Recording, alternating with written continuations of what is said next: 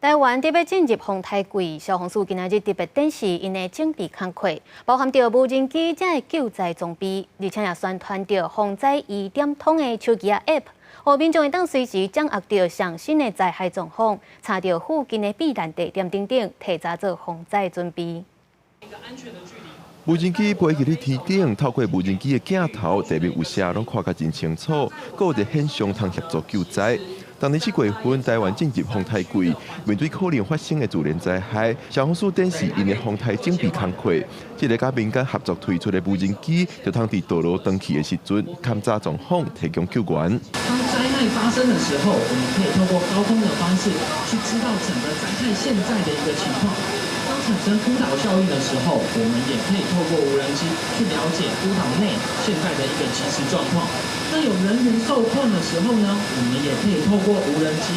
进行一个救生圈的抛投，或者是缆绳的一个抛送。我们无人机在不管是这个台风或者是火灾，或者是水域，或者是陆域，或者是山域里面呢碰到状况的时候呢，24小时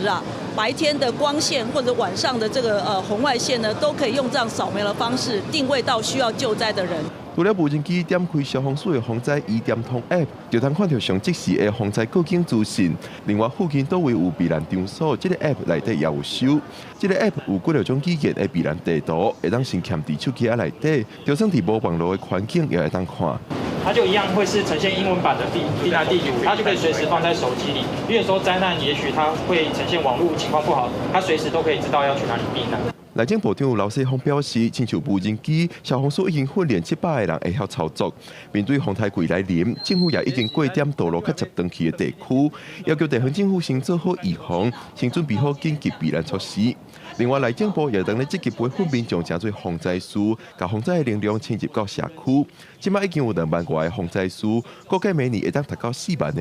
希望加一份准备，通减一份灾害。记者郭文柯永哲新北报道。